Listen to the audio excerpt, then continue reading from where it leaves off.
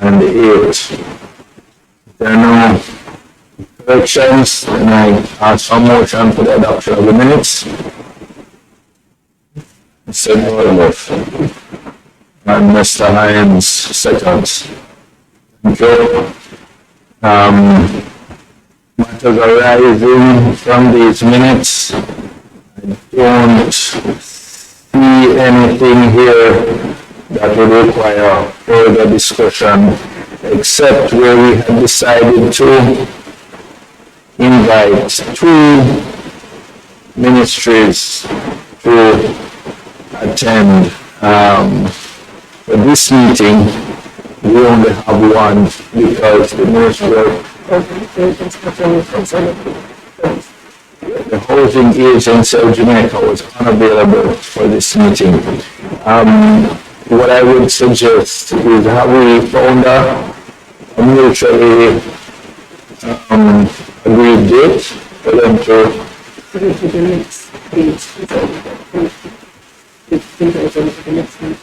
right, but I don't want us to invite them for a meeting and then here they're unavailable, so maybe we would pick a couple days and then for them to come to the first week. So can you say what are the next available dates for the committee? June 17th.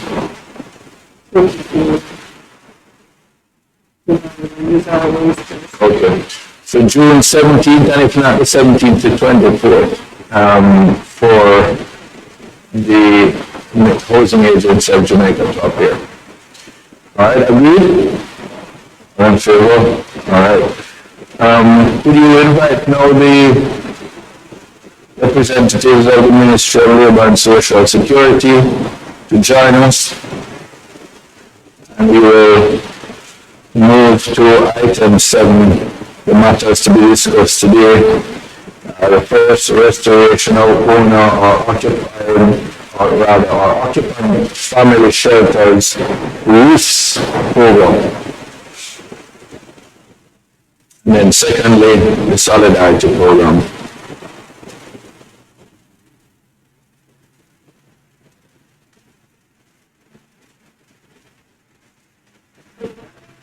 Good morning, welcome. Please come and you're on the ministry this morning, so come and take your seat right up front.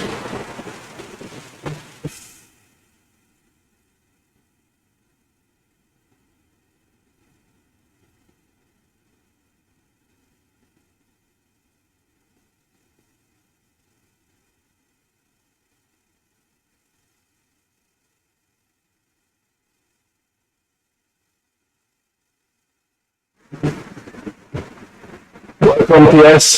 Thanks for joining us again. You are the only ministry with us today. The matters to be discussed, as you would have been advised by the committee chart, is the roofs program and the solidarity program. We only received your written submission this morning, so it's not too long, so we'll be going through it as the meeting progresses. But I'd ask you to start, as usual, by introducing your team, and then by giving us a summary overview of the written report which came to hand fairly late. So over to you, please. Morning, Chair, morning, members. Let me apologize for the late report. We got further requests from the Parliament on Friday, and so there was need for further clarification, as you would expect. We had a holiday, but we're trying to get the information to you as quickly as possible. So my apologies for the late submission. Okay, I'm going to ask you to speak up a little louder. I'm not sure if I'm not hearing you so clearly. So I suspect the answer writers might be having a challenge as well. So I'll just speak more directly into the mic.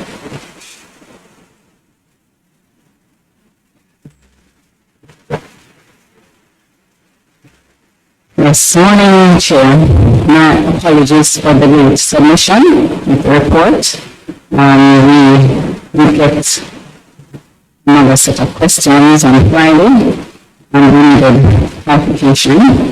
And in terms of preparing that response for you, it will take some time given we have a holiday, so we're trying our best as much as possible to fulfill the request.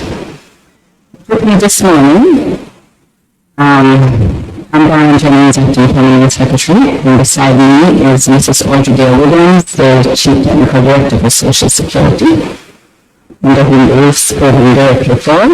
We actually have our acting TFO, Ms. Shara Cruz, and behind we have Mr. Shaquille Walker, Procurement Officer, Mrs. Sophie Pearson-Gill, our Performance Director, and with Dr. Kenisha Anderson Thomas, the Director in charge of Public Assistance, under which the Solidarity Program directly falls. And we have another team member who is supposed to be here, Ms. Lana Facey from the IT department.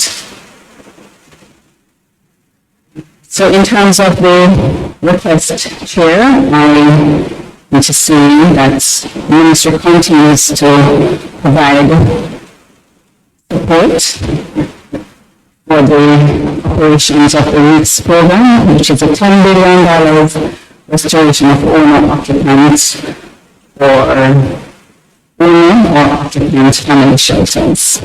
And that is a program under which we provide the grants ranging from $75,000 to $100,000 and $500,000 to households who would have been affected by Hurricane Melissa. And we would have identified the categories for the support: minor, major, and severe. So, I don't need to go into the background, but we are aware that October 28, 2025, we had that extensive damage to housing infrastructure across several parishes, mainly parishes of St. James, St. Elizabeth, Manchester, St. Anne, Westmoreland, Camden, Trelawney, Hanover, and to some extent St. Catherine. And the ministry would have implemented a range of interventions, and today we are focused on the ROOFs program, that's a program with direct responsibility under the purview of the Ministry of Labour and Social Security. As we all know, it is just one of the programs under the Shelter Recovery Program. And that program outlines several other elements on the Shelter Recovery Program.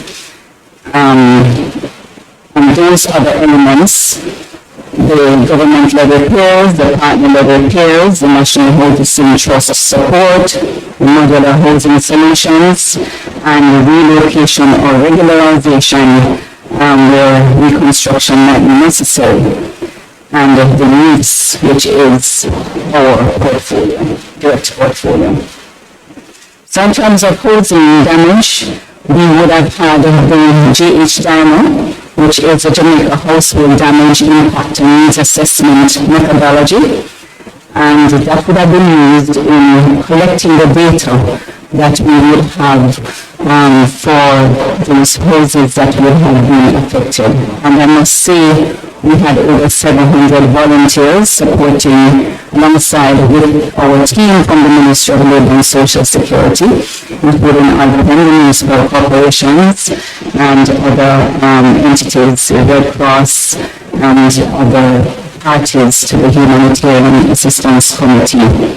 And I would want to say and express on behalf of the Ministry of Labour and Social Security and by extension the Government of Jamaica, our appreciation for the work that would have been done by all persons who would have supported us in this intervention of the assessment of the housing infrastructure. So your team would have asked us about matters relating to the type of damage by parish and by constituency. But before that, let me just indicate that having done the validation and clean assessments, to date we have 94,000 assessments that would have been cleaned and verified. And approximately 74,000 assessments have undergone geospatial cleaning and validation processes. And the disbursements under the REITs program is about $9.45 billion.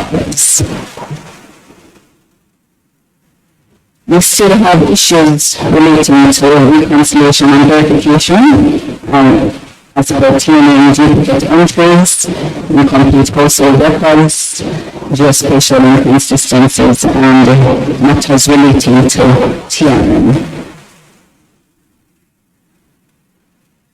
So the information is provided to you, chair and members, as it relates to the damage, minor damage, major damage, and severe damage, which would incorporate those that would have been completely destroyed. And it's there before you in terms of for each parish and the constituencies as requested. But just to note that we have 32,324 in the minor damage category across the island, 47,826 in the major damage, and 16,709 in the completely destroyed, and a grand total of 86,859 in the 9 parishes outlined below. So to note, we have over 81,000 that have redeemed benefits so far, and we have about approximately over 43,000 households that are indicated have been verified. We have about 24,000 households remaining within the various stages of the verification and reconciliation. And just to note that up to this morning we had over 116,000 assessments done to date. We would have had persons doing self-reporting, and so the parish teams are now involved in closing out on those assessments that would have been submitted through that medium. Right, in terms of the, we can move to our next steps, and to note that we have had an interagency coordination taking place, particularly as it relates to our data consolidation. We would have had the support from the National Spatial Data Management Authority Agency, who have been assisting us in the verification of the data as it relates to our GPS location and data. So the support was phase 1, and we would have identified, as I indicated, issues relating to connectivity, system-related disruptions, as well as the matters relating to the information and telephone numbers and the like. So, in moving to phase 2, we would have had the cabinet giving us ministry approval to move to cash disbursement from direct deposit, and that is what we are moving towards now. And this phase 2 is expected for us to treat with the outstanding households awaiting the verification and the payment processing, and the cases requiring verification and additional validation, treating also with the vulnerable households with the unresolved recovery needs, and strengthening the operations and program systems, including reconciliation and reporting mechanisms.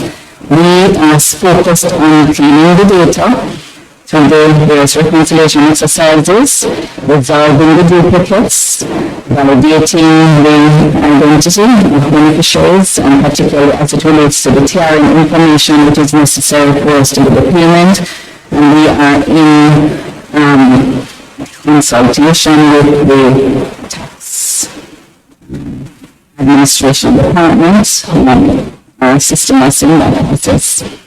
And we also strengthen the geospatial verification processes. So phase 2 will be treating with the corrective measures that are necessary based on our experience that we would have seen in phase 1. And we are looking to implement. Well, we have a new system now, a new platform that will enable the parish team internally to work alongside the team members to go out in the field operations key, and that's one of the areas that would have been indicated in Minister's sectoral debate in terms of the MPs coming on board with us and other stakeholders in the community to ensure that we get the information that is needed to validate and verify our household and beneficiaries who are to receive the support. And we are enhancing our validation systems. We are looking to have an online portal where persons can input information as it relates to banking information. As we went out in the field, that was not considered at the time. And so we are moving to get that information. The persons will be able to provide that data so we can provide those funds to them. And so we will be working closely with various partners in ensuring that we can move forward with this support. And the team is committed in ensuring the support, and we have the support of other stakeholders in this process. Do you want to move to the solidarity, or do you want me to stop you? What I would suggest is we pause here, take questions on the roofs program, and that is complete. Then we move to the solidarity. So we don't, confuse both. Just by way of clarification, first of all, thank you for the overview. But by way of clarification, of the 9.5 billion that has been disbursed, could you say how that was allocated across the various payment modalities between digital vouchers, prepaid debit cards, remittance agencies, grant vouchers, and direct deposits? Okay. All right, so we have 8.1 billion to the digital method, 8.466 to be exact. 8.466. Yes, 8.466 billion. And then we have 2 remittance agencies. We have almost $1 billion. So the overwhelming would have been through. It's 408. 408 to remittance agencies, million.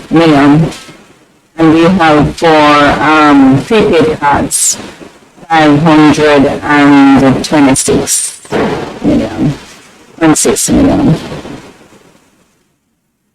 So that pretty much covers 9.9 million. So the digital vouchers, when we had the meeting in the conference room, that was where you were explaining when you were a Trinidadian company that had a local subsidiary that had had designed a system that could handle the hardware details in terms of what materials and so on. Right. But I gather that system has now been abandoned.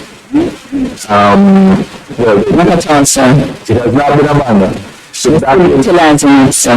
it will be utilized for roofs too, in the next phase. Well, so far we're in roofs 1. In terms of the next phase, that consultation is taking place in terms of how we will be utilizing that entity. But that's not yet confirmed. Okay, so, But we're doing cash deposits. So the system that was set up to monitor the the material. material, right. So maybe not that it has been cancelled, but it will be as relevant for the next phase, which deals with stricter cash. Yes. There was a cash component that is utilized by that entity, which is a 75,000 portion of it. And now we are going direct to accounts as much as possible. Members? Mr. Hines? Good morning, all members of the ministry. The first question is that I saw a response to a question we had sent regarding the question is how many persons in each of the 63 constituencies have benefited to date, and we have listed a number of constituencies. And just to go to Clarendon, I see of the 6 constituencies, only Northern Clarendon is missing. Is there a particular reason? The front of the document they said that 899 persons were affected in Northern Clarendon, between minor, major, and total. Then the solidarity program, nothing has been done. And making reference to the damage. No, in the solidarity program. No, remember I said we were going to deal with solidarity program. We're going to take questions on the roofs program. Sorry. Let me introduce them to the solidarity program. Apologies. Okay. And so you can see the question at that time. For the roofs program, do you still have persons actively doing assessments for phase 1? Yes, as I indicated, remember that we would have had persons who would have made the requests through the self-reporting portal, and so we are still treating with those, should be recommended those shortly. And what about those who would have gone to the member of parliament's office that I would have submitted directly to the parish manager or to the parish offices? I'm sure those are being treated with as well. But if you have any issues, you can let us know. Okay, thanks. That's it for now, Mr. Chairman. Senor? Thank you, Chairman. Good morning to the team from LSS. My first question, the repay component. Can you explain a little bit the selection process for the vendors who are used for the material aspect of it? I can't speak to the details of that, but just to note that we would have provided them with a list of entities with the Ministry of Industry, Investment and Commerce, a list of businesses that would have met the criteria, meaning persons who are TCC compliant and registered, etc. That was a list that the ministry would have provided to the company. And so they would have made their contact and then their onboarding and so on. So this list of businesses was selected by the Ministry of Industry and Commerce? There were recommendations provided to us by the ministry in terms of the list of entities that were registered that we could start with. Who will be able to share with whether this department or with us the criteria for the selection of these companies? And I know that you said in your initial response that you are not, it sounded as if you didn't have all the details in terms of the selection of the companies.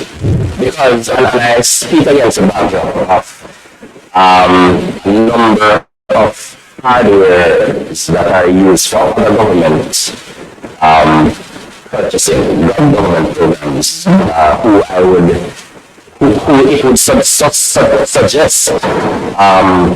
tax compliant, etc. And convenient, but they were left off. So I want to get an understanding of why how the selection was done objectively. So my clarification. I asked CTD, who is more involved in that area, to speak to that, please. Yes. So, as the permanent secretary indicated, we got referrals from the Ministry of Industry, Investment and Commerce as one of our partners with whom we work closely. But I wanted to add that we did ask the parish offices to make recommendations as well. So it wasn't purely the list from the link, but also we included merchants who would have been referred by our parishes. They are on the ground, they know the hardwares, so they would have made some recommendation as well. So the parish manager's recommendation would have been a part of the selection process for determining which merchants would. Right, but remember, the merchants have to agree, they have to want to be a part of the process as well.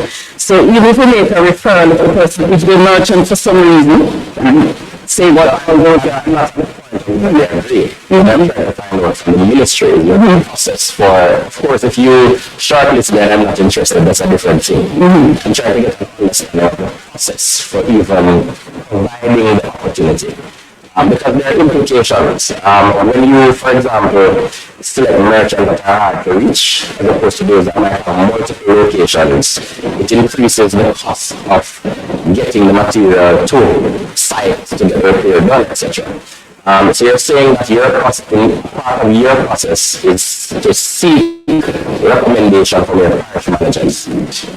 From the parish offices, because they're more familiar with what happens in the parishes.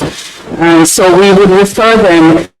Remember now that we ultimately is the third party who we have engaged with, who would be making the arrangements. So we refer, and typically they do act on our referrals as long as there is agreement to use the process. Okay, so what you send to the third party is a referral, not instructions. Okay.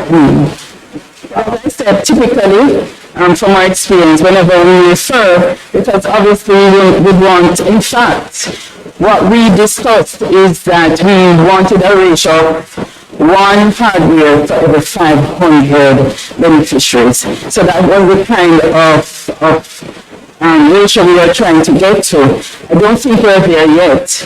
And although we have collected, more than 80% of persons have collected the benefit, other issues have arisen why persons have not collected. But do you believe it would have been beneficial to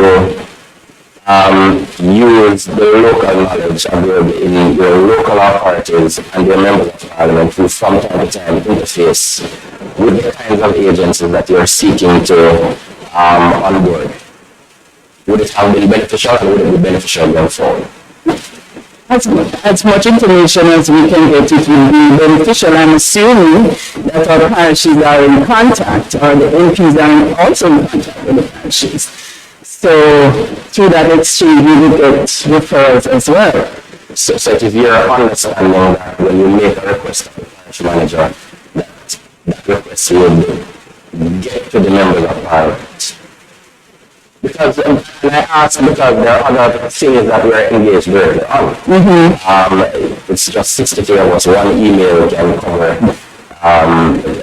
You can send, everybody gets it. And it, in my mind, would be beneficial to the ministry to have as broad as possible that list of vendors, because a common complaint from constituents who benefit is the cost associated with trucking, delivering material to the place of abode. So agreed that, and we continue that process of onboarding as necessary. So when we still accept referrals, and if persons are willing and if the arrangement can be made, we still are in that process. We do not deny persons. Thank you. So one of the challenges identified are that the pages are not numbered, so I'm not able to say, but where exactly. But geospatial issues, can you go into that a little bit for me, for a layman who might not understand exactly what issues would come up under that category? Yes, we are all living with this one as well. But our director, we're not seeing her, so when something has happened to her, she is invited to explain that as well for us. But we can get further explanation. But the geospatial would have been the reading that we would have got at the time of the assessment at the house, and that information would have been provided to us. What we are aware of is that the National Spatial Data Management Branch would have done an aerial overview of the damage, and so the information that would have presented to them will be able to provide us with a reading whether these GPS readings are consistent or not. Well, the clarification will help, because when someone comes to my office and says, I lost my roof, and I reached out to the Ministry of Labour and I was assessed, and nothing happened since. I don't know how to respond in terms of geospatial issues, because I would imagine that if they would have been assessed, especially since it speaks to the cleaning up of data, etc. I'm not seeing how that becomes a barrier to them receiving a grant. If there are geospatial issues, if there are issues in terms of just the mapping, especially since my understanding is that physical verification is a part of the process. So that's what I'm trying to reconcile. So looking forward to that data. In RIPS 1, we still have quite a large number of persons who indicate that they have been assessed and they have not received a benefit. And they're not able to tell whether it is because they're in the lower category or it is an oversight. Does the ministry communicate with, or attempt to communicate with persons who are in the category that will not receive a benefit? So, I don't have the figures with me to hand, but that's a substantial amount in terms of the persons who are below the minor category. That will be persons who have no significant damage or no damage at all. The intent is for us to, but when they reach out to us in the office, we do provide them with that information. But the intent is for us to provide a list of names on the website or so on to say the persons who will benefit. So those who don't see their names will be those who will not qualify. If we start by sharing that list with, again, your representative, yes, we would be, because I get a significant number of persons who come to my office on a weekly basis indicating that they applied, they were assessed, they heard nothing, and they're trying to figure out how to move on with their lives, and the hurricane season starts again in another few days. So that would be helpful. Tell me in terms of the next, give me a little bit clarity on the next steps in terms of those who have not yet been assessed or those who will be reassessed. I know I did receive a list of communities in my constituency that some consultations will need to be held with, but I have not received a list of names of the persons who would be a part of that consultation so I can assist. So when I go into those communities, the temptation whenever people come up to me and tell me that they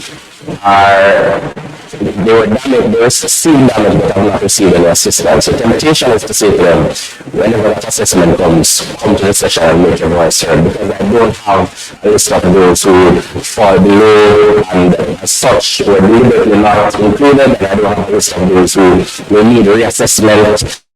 None of that is communicated. So that is where we're moving to in terms of engaging the members of parliament and other stakeholders, churches and other groups that can assist us in identifying people. So we will be providing you with we would have provided the members of parliament with a list of those who would have been qualified, those who have been verified for payment. This would have been sent out already. yes. And so we're going to move to the next phase now. Once we have more clean data, we'll provide you. In addition, we'll be providing the list in terms of where we have the TRM, that means validation and so on, for persons to be engaged in the field with us in getting and even in identifying some of these people. In terms of your reassessment, just one, if I may. Yes. In terms of your reassessment, 7 months out from a hurricane, what exactly will you be looking at, since the quality of the data you'll be able to collect this far out would be significantly reduced? And as I indicated, we have a system that we have developed, and that system will allow us to get the additional information that will enable more persons to be paid. There are, for instance, persons who would have submitted the incorrect TRM, and maybe under the pressure, being involved in a traumatic experience like that, they give us the first name but the last name spelled incorrectly, which would come up as a mismatched TRM, for example. So those are some persons who didn't have their maiden name, and the information on the TAG would include that kind of information, which would make them. So those are some of the things we're trying to fix. We're looking at the data. We're still looking at damage because persons are still out in the field, as I indicated. That's still taking place, and we hope we have to wrap up at some point. Soon. All right, Mr. Chair. Thank you very much, Mr. Chair. I want to point out through you, if Madam Pierce would say that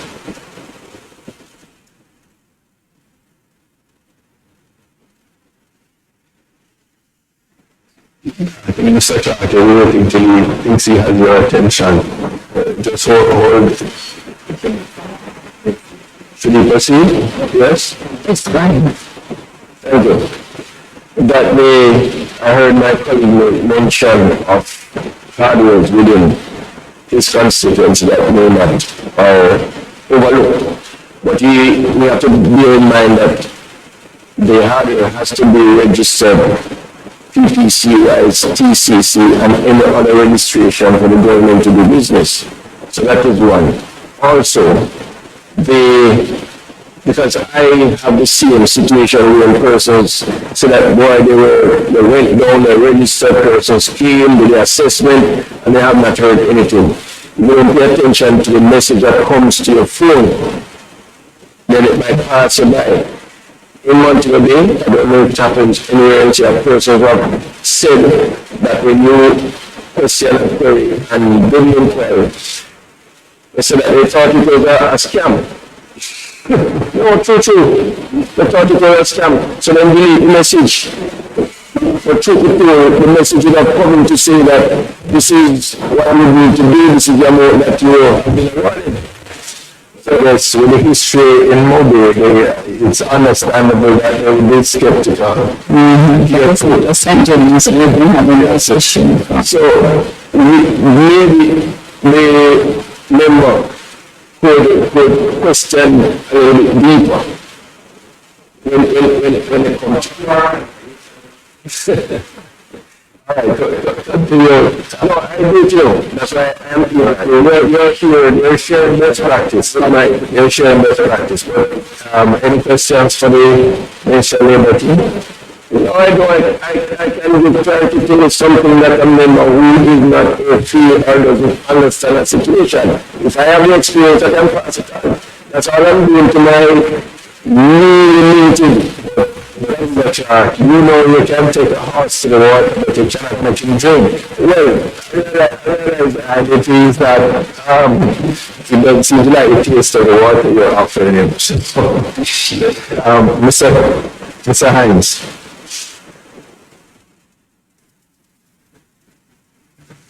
Thank you, Mr. Chairman. Just a question for the ministry. I know that there is a policy that says a citizen can benefit from two different ministries at the same time. Have you reviewed that in light of some persons who would have wanted more than the maximum 500,000? Okay, thank you, member. Just to note that we did say one benefit per household, and where you would have gotten a benefit, for example, under the RIPS program, you wouldn't get it if you were eligible for a benefit in the NHT, for example. So yes, as it relates to Trans Jamaica and TEF, those persons will receive support under phase 2. Those persons who would have gotten under NHT or under the container solutions, that's another name, the rapidly deployed solution, which is the container homes, and the support under JDF. Those will not receive on those. Other persons will, who are eligible. Yes, I don't know if I missed it. Did you say what the scope of roofs 2 was in terms of the budget? Is it similar to roofs 1?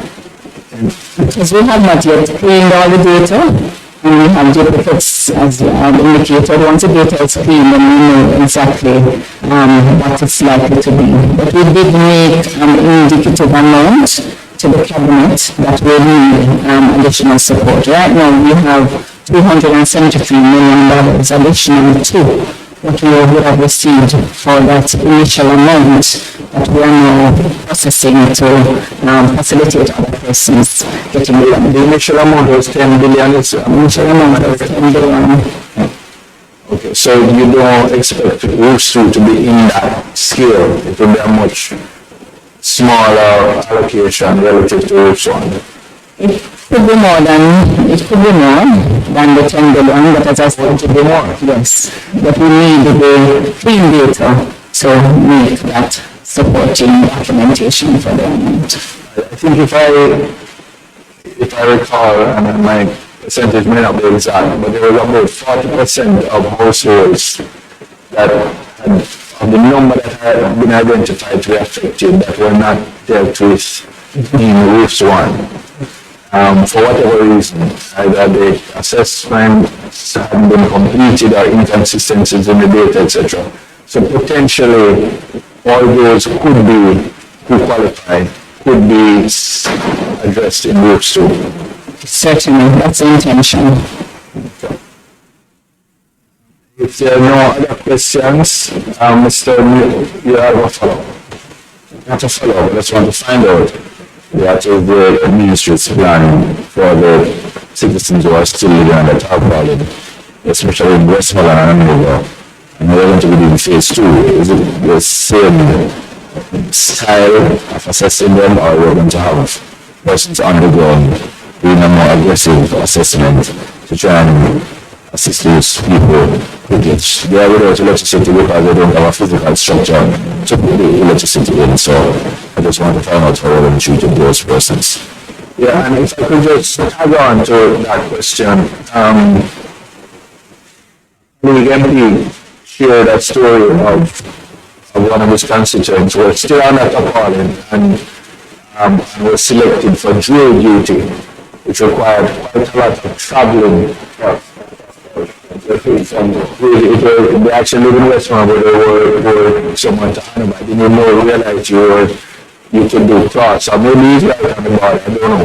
But the fact that these persons are already living under considerable hardship, is there some way that they could be exempted from some of these things like jury duty, which we would normally expect people to live up to their civic obligations, but under the circumstances, it seemed unreasonable. So just in addressing that, you could also say the Ministry of Labour has made any representation from the sub-list of persons badly affected to be exempt for a period of time from some of these obligations. As it relates to the representation for jury duty, that's what you're asking me, Chief? Jury duty. Each individual can write and indicate their circumstances. That's my experience. If they need a letter, then the GP or the Minister of Religion or whoever is familiar with their circumstance can write and represent on their behalf. Showing the evidence why they wouldn't be able to participate. Right, but I'm just saying, you already have a list of those persons. It would be not difficult to provide that list and say, rather than go through each individual having to go through that process to get exemption. Whoever selects the jurors from the, I think it's from the board as listed, is the base. It would be our ministry, don't you? It's a Ministry of Justice. What I'm saying is, if you, I hear Mr. Clark, if you would, yes. Thank you. I was saying to you, Chairman, that the ministry, Madam Pierce, would not be able to assist or to explain that situation to us here because she is really Ministry of Labour. It is Ministry of Justice, so that they will give some explanation, clarity to it. No, but I'm saying since the Ministry of Labour would have the consolidated list of those persons, why not provide that list to the Ministry of Justice, and therefore say for the next year or whatever the relevant period of time, those persons who are badly affected, not to add another challenge to them. Why understand what you are saying, Chairman? Remember, it is important that the court system, that the court administrator, those the person, is not everything that you give them that they are going to take. But not to meet a try, but if you meet a failure, but a try. But what I would encourage persons to do, they do have a challenge. When they write, as my experience is, when they write to the court, they will consider their individual circumstances. And I think that will be easier than to submitting 116,000 names to the court. Sorry, but I was piggybacking on Mr. Hines' question, so you could answer the substantive question. Or I will repeat it if you've forgotten. Yes, could you repeat the question? Yes, I was asking what is the plan of the ministry to do with the parishes of Westmoreland and Melbourne, maybe St. James, persons who are still living under tarpaulin. In your phase 2, we're going to be using a different style, a more aggressive style, to get those persons up to speed. And I made the point that they are without electricity because they don't have a physical structure to get connected to the JPS grid. Okay, so yes, it will be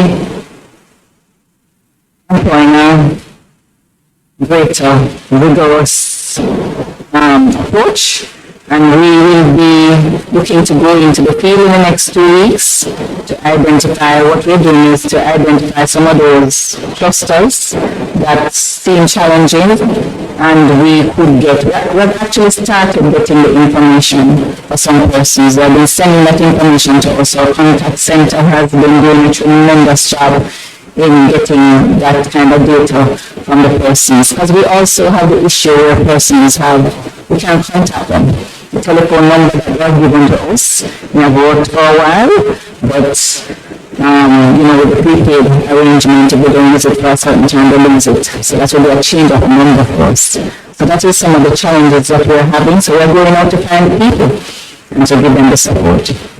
And the MPs will be part of that process. We're looking forward to seeing you all.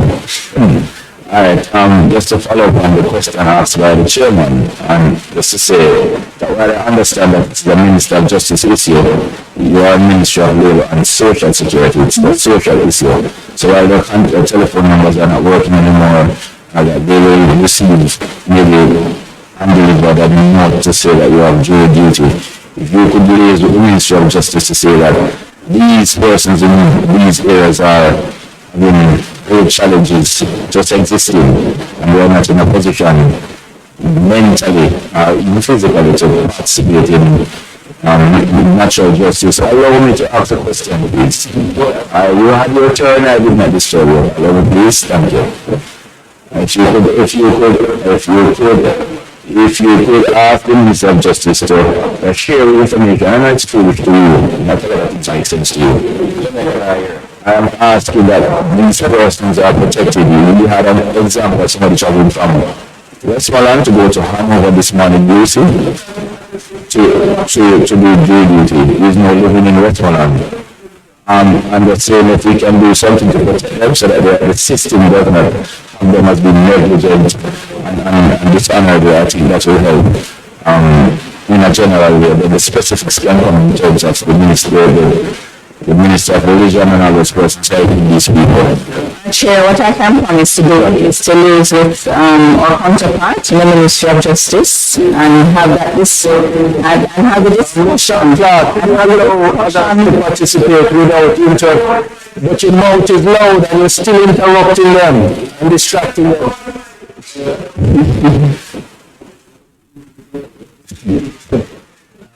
So what I commit to do, Chair, is to have a discussion with my counterpart in the Ministry of Justice and Mr. Clark, please, if not respect for your colleagues, at least for the officials from the ministry, at least for the officials from the ministry.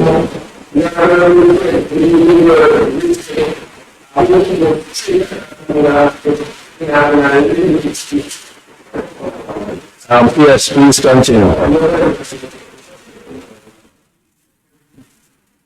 Gentlemen, please. Please.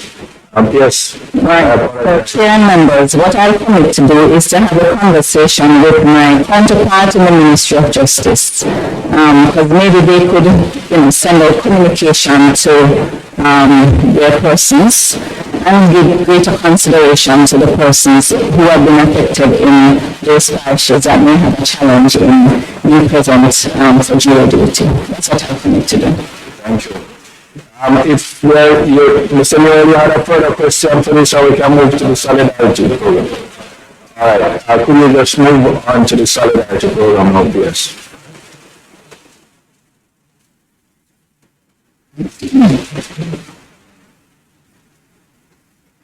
Okay. So in terms of solidarity, there's some questions that would have come to us in terms of the persons in the 63 constituencies who have benefited to date, and how many of the beneficiaries were elderly, vulnerable, and how many grants were provided to students, skills trainees, business persons, then what follow-up support was provided to the beneficiaries and are there in the administrative. So I won't get into the solidarity program, except to say it's the $1 billion program that was announced in June 2025 to provide grants to persons who would have met the criteria, elderly, vulnerable, and persons who are not in school or in employment, and who are not currently benefiting from other programs such as PATH, NIS, social pension, and other government of Jamaica assistance programs. So to move to your question, Chair and members, how many persons in each of the 63 constituencies have benefited to date? We would have provided you with that information, and to note that we have a total of 11,521 persons who would have benefited from the program. And to also note that there is an extension of the payment period up to the end of June, so persons are still accessing the benefit to date.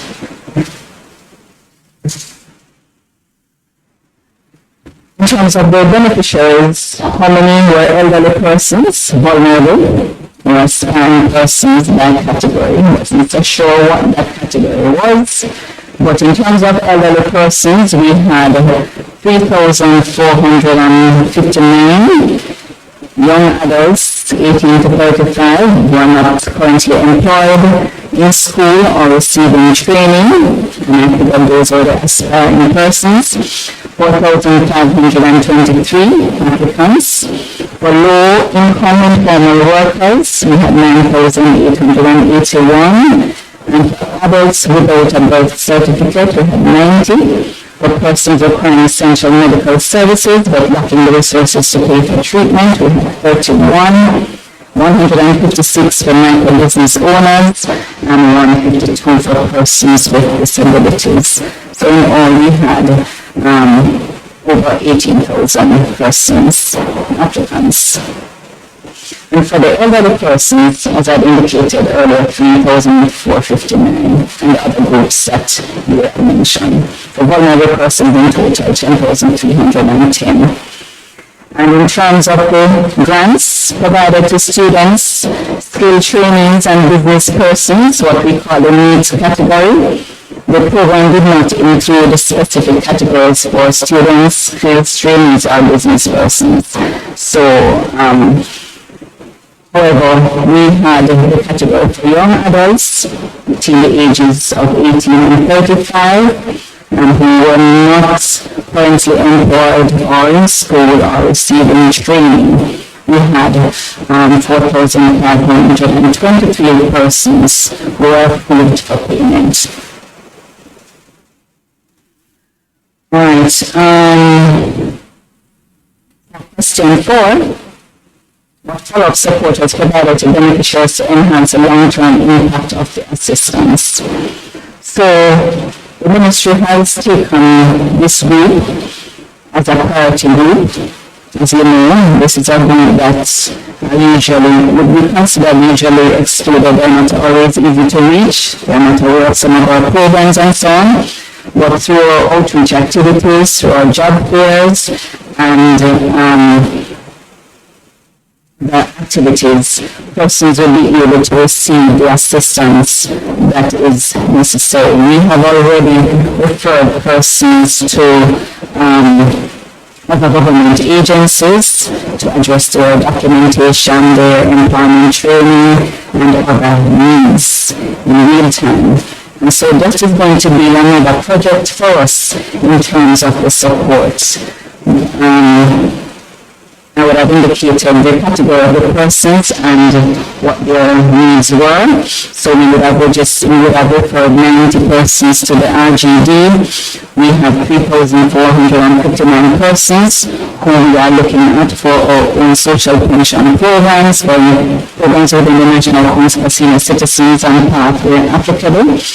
And for those low-income informal workers, we have 9,881 applicants, and those have been referred to HEART NSTA through our own labor market information systems. We are trying to match persons with available jobs and the employment services unit. For the medical indigent, we have 31 persons, and we have referred those to the NHF. We have for the micro businesses affected by disaster, we had 156, and some are receiving support through our rehabilitation program and other initiatives. Persons with disabilities, we have 152 referred to our own entity, the Jamaica Council for Persons with Disabilities, and as I indicated, 4,523 for the support through HEART, the labor market information system, and our opportunity exchange. For question 5, are there amounts still remaining from the 1 billion?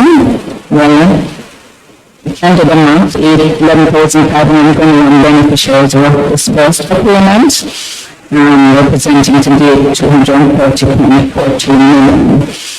So 73% of those persons have successfully confirmed receipt of their payment, and as I said, we have that extension up to June 30, 2026. And so for the persons who have not collected, and we are encouraging persons so to do. And same for the rest of them.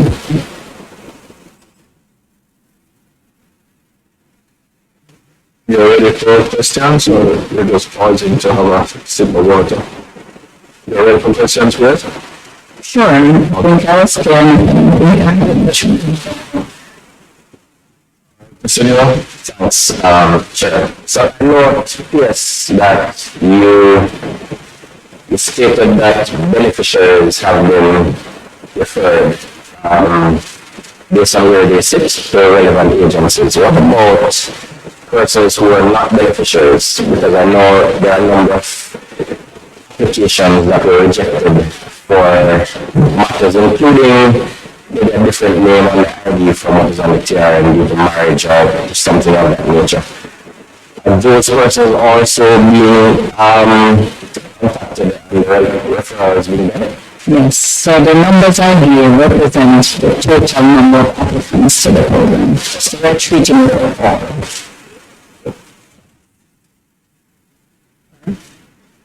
Thank you.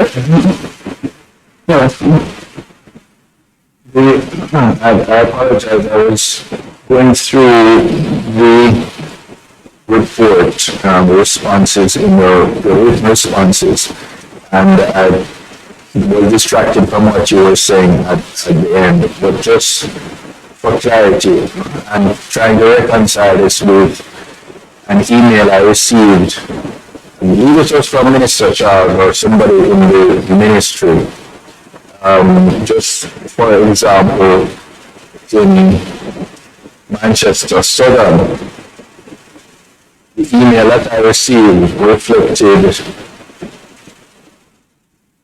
400 and something, what I interpreted to be approved applicants. I see 254 here on your table. I'm assuming that this reflects those that have already been dispersed, but that potentially, barring challenges with data, reconciliation, etc., it will eventually, by June 30th, go up to the 400 plus. Would that be a correct assumption?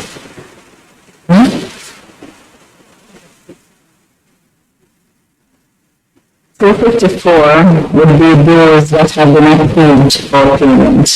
Those that have been approved. Well, the four, so approved and disbursed. Yes. So of the 400 plus who had applied, I can assume then that the balance will not receive anything, or or some may still be in process of the administrative work that needs to be done. So we are looking at those, Chair, because some may have not met the timeline for processing because of, some uploading of information as it relates to like attestation and the GAP and those kinds of stuff. So we're treating each case by case, and where persons would have met the criteria, we're providing support under the rehab program. Okay, thank you. Any other questions? Dr. Dawes? Just to remind, could you speak directly to the microphone? Good morning. Just to clarify something, of the $1 billion, only 230 million in approved payments so far. Right. So we're at 23% of the funds. How long has this been programming going on? June 2025. And we still have 75% of the funds unspent. And we are just at only about 63% of the beneficiary of the applicants being selected for disbursement. what's the plan for spending the rest of the money with the, we're on there at about a year old now. And only 63% of applicants have got money. And you still have the bulk of the money there sitting, while the truth is that, we have many of our constituents calling us night and day asking when are they going to get their grants. Okay, so at the end of the financial year, so the monies would have been returned, monies unspent would have been returned for debt reduction. And as I indicated to Chair and members, that we have the 11,521 persons who would have been approved for payment, and that represented the 230.4 million. So there are persons who would not have qualified for the program because they would not have met the criteria. So there are persons who were already on the programs who would have submitted applications. So we would not have included those having not met the eligibility criteria. As I indicated, we are also looking at the persons who would have submitted their applications, who would have met the criteria but not have met it at the end of the financial year. We're treating with those persons, so we're treating the applicants. So of the 30% of applicants who would not have been shortlisted for disbursements now, have you approximately what percentage of that number is applicants who were just not supposed to have applied at all because they're getting a benefit? Who else is left out of that 18,000 who really and truly, if we get all of the I's dotted and the T's crossed, they can be eligible for disbursements? And let me just add my own experience to that. I have been asked by the ministry to facilitate a sign-up for applicants at my constituency office. It was the ministry that ran it. I just provided the location and helped to put out information. The response was overwhelming. But it turned out that many persons who showed up didn't understand the criteria. For example, there were a number of persons students were attending tertiary institutions, and that was a disqualification. Yes, that was And I personally couldn't understand the logic of it. Why just by virtue of you attending a tertiary institution, you're disqualified from the assistance. Maybe the criteria could have been loosened somewhat to allow the full use of the 1 million, because people who were genuinely in need, even to continue in tertiary education, seem to have been disqualified just by virtue of the fact that they were enrolled at a tertiary institution. And I couldn't understand why the criteria was so tight, given that we don't have unlimited funds to assist tertiary students anyway, so it's not like they could have got something, they were guaranteed assistance through another program.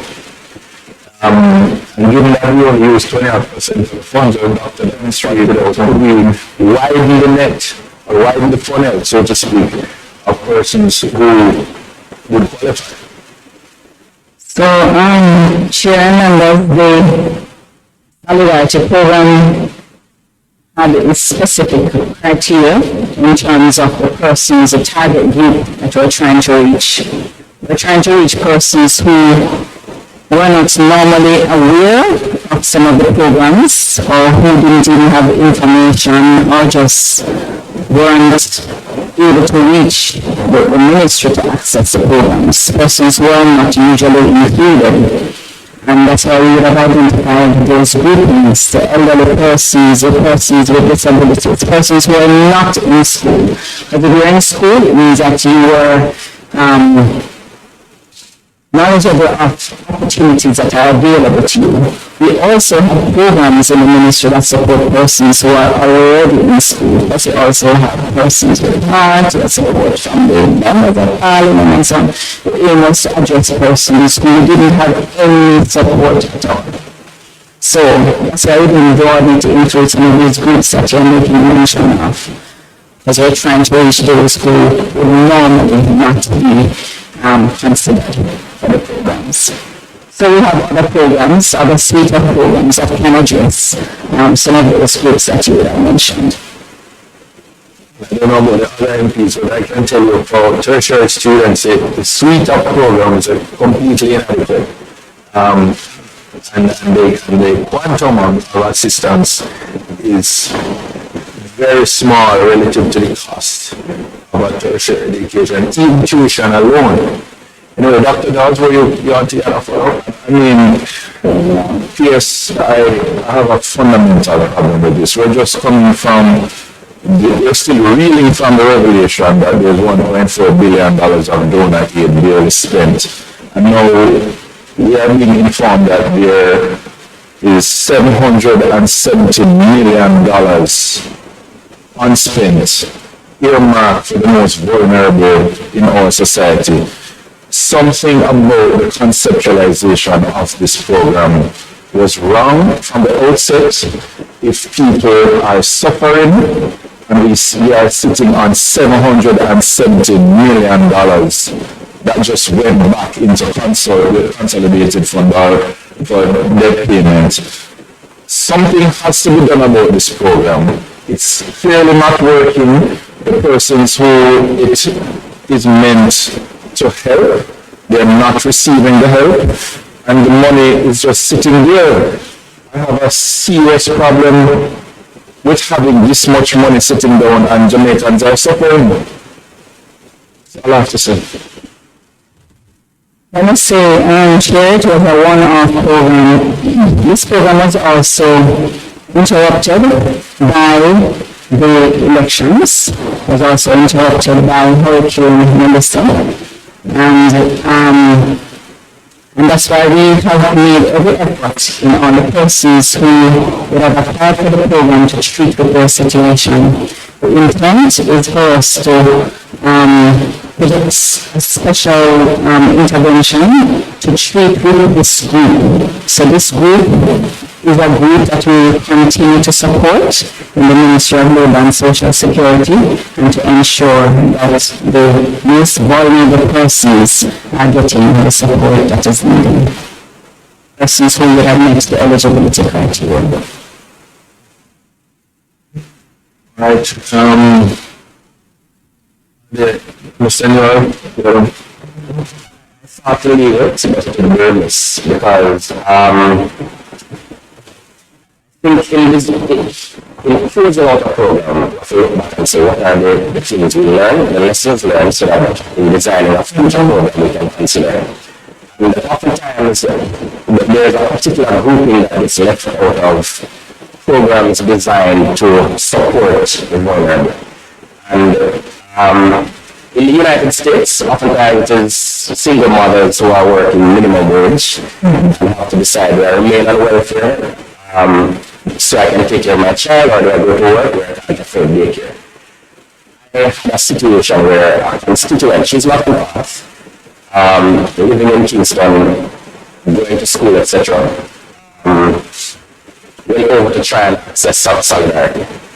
And I'm not clear that the range of programs probably accounts for someone who is trying to drag themselves out of the water, so to speak, and needs that additional help, just that additional assistance to go through. And also the premise, the idea that someone in school has the additional knowledge in terms of programs is not always so, because all of us might be able to relate to the fact that people come in our office daily, weekly, inquiring on things that we would have thought that they should have known about. And the idea that the persons who you were targeting are not the ones who would have benefited from members of parliament is also probably not accurate, because some of the faces and names that turn up for a program like Solidarity may be faces and names that we would have been familiar with in others. So there's nothing in the application that says if you benefited from some assistance at the MP's office, then you're not eligible. That is speaking to what you said earlier. So there's nothing in the application that rules you out on that ground. And I think some flexibility is needed to treat with those who are trying and might need that additional, that $50,000 might be what decides, what determines whether they're able to complete a semester. $20,000 might be what determines, yes, might be what determines whether you're able to afford some additional ramen noodle on that campus to get you through for that semester or therefore. Understood, Chair, and I don't want to belabor the point, but what I'm saying is that the persons who are trying to reach are the persons who were almost unreachable. And so these students, Ministry of Education provides support, other persons provide support. I'm not saying they're not in need. The persons who are targeting for the Solidarity program is to try to get them into some of our own programs that they could qualify but were not aware of these programs. So far, the persons who qualify for social pension, but they have no knowledge about that support that was available. The persons with disabilities and those other persons who would never normally reach. I take care of everything. Based on your research of the space or the data you have on the space in terms of those who would have been targeted, because clearly that 1 billion would have been informed by a target, a particular target number of persons, of which you reached less than 30% of what that target I imagine would have been. Are you satisfied with that as an outcome? But in addition, will there be a solidarity to try and reach those additional folks who, that additional 70% or more, who would be in the pool but may have not been reached, and who still may not know about social pension or any of the other things that you mentioned? Okay, I can't say what solidarity 2 will look like, but as I indicated, the target group that we have, we still will be focusing on them and giving them the priority. We did do our assessment and we did identify some of the challenges, and also to know that we are utilizing a new payment system, which was a pilot. And that itself has its own challenges. So, and that would have also prevented us from rolling out further the program. So the assessment will look at all aspects, including where the ministry has been directly responsible, or entities that were supporting us on the program, and how we move forward. So we'll take those into consideration. Thank you, PS. Leave. I'm sure you have other urgent matters to attend to. So we thank you. Members, we're going to any other business. And in terms of getting the attendance of ministries and agencies, I think we have to give them a lot of notice, because we've been getting responses that the dates that we set are not convenient, etc. So we earlier, for the benefit of members who came late, we earlier agreed that the Housing Agency of Jamaica would come on the 17th of June or the 24th of June. So we're having 2 dates open depending on what is mutually convenient. I'd like to suggest, because it triggered my memory in terms of the discussion about tertiary students.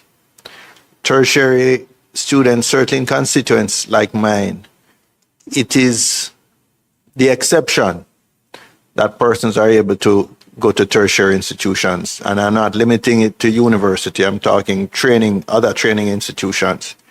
But those who do make a profound difference to both their and their family's future. Right now, as far as I can tell, the only agency that really addresses it in terms of serious allocations of money is the Students' Loan Bureau. But my experience as an MP over years is that for many persons, taking student loans, depending on the degrees that they're taking it to get, often ends up being a debt trap for them. And people have become very apprehensive. I have cases of persons who originally borrowed a little over $1 million. And today, 10 years on, having paid hundreds of thousands in payments, now owe over 4 million. And the degrees that they took out these loans to get was just, it wasn't a good return on the investment, let us just say, certainly not on a loan investment. And I would love for us to invite the Students' Loan Bureau to attend, to get a better understanding of their philosophy, because they really seem to be for those who don't have families that can afford to pay university tuition or pay other teachers' colleges, etc. And often it requires boarding as well, because there are none in proximity to the community where they live. This seems to be the major. Yes, there's a 50,000 grant offered through the Ministry of Education or something from the CDF, but minimal relative to what it costs for somebody to do that. So I'm going to suggest to the committee that on either of these two dates that we have identified, we invite the Students' Loan Bureau to attend. Maybe the chairman and the executive director, or whoever they want to send from the bureau to address some of these concerns. Thank you, Chair. I would just suggest that in addition to SLB, perhaps the Ministry of Education be invited as well, only because in addition to that $50,000 program that you mentioned, there was a program under the National Youth Service, which is now HEART, called the Access to Higher Education Program, and that sought in the 2013 to 2016 period, it sought to pretty much provide a fully paid tertiary education to some of the most vulnerable students. And it was in partnership with a number of tertiary institutions. Northern Caribbean University was one. Caribbean Maritime University was another. Brownstone Community College was one. And the College of Agriculture, Science and Education was one, where the schools waived a particular amount, allowed persons to do a work and study. NYS paid a particular amount, and another amount came from, I can't recall where now. But the end result was that students were able to, through a combination of work and grants, were able to access a fully funded education. So I would love to find out whether, and it was always intended to be a pilot. It targeted between 100 and 200 students initially.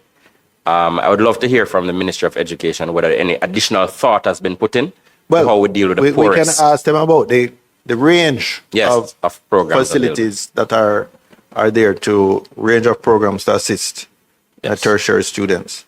So the same day that we have the Students' Loan Bureau, we could invite the Ministry of Education and whatever the relevant departments and agencies. It falls within the Ministry of Education, right?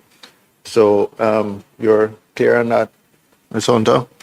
All right, so the next two meeting dates are the 17th and the 24th. I'm just here wondering whether we should space it a little better. Is the 1st of July available? So let's say the 17th and the 1st of July. So we give 2 weeks, so it's not two to pressuring on the support teams. The 17th and the 1st of July, and we can, those two sets of topics. One will be the housing, one for the Housing Association of HAJ, so Housing Agency rather, HAJ, and the other will be for the Students Loan Bureau, which I believe falls under the Ministry of Finance, or used to, and Student Loan Bureau and the Ministry of Education and Heart, specifically with respect to programs available to assist tertiary students financially. Yes, so we're all decided on that? Okay, now you, Mr. Newell, you have something? Yes. Chair, I know HAJ came about. I was a part of that conversation at the last meeting. And subsequent to the meeting, I had a sidebar, and I was advised that a major issue HAJ may have in dealing with some of those settlements and the infrastructure needs, etc., was funding from the head ministry.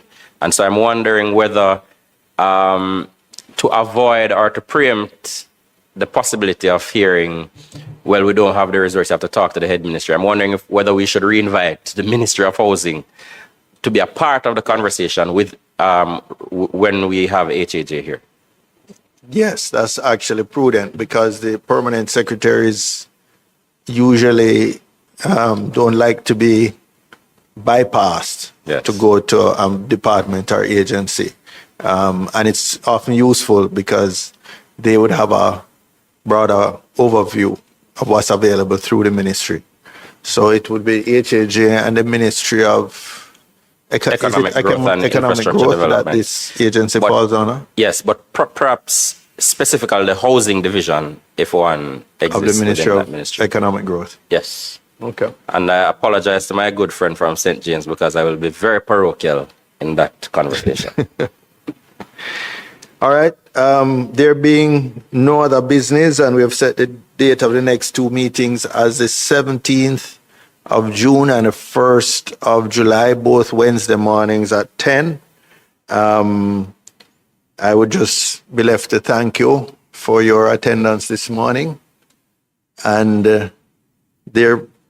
to note that at 11:39 the meeting has terminated. Thank you.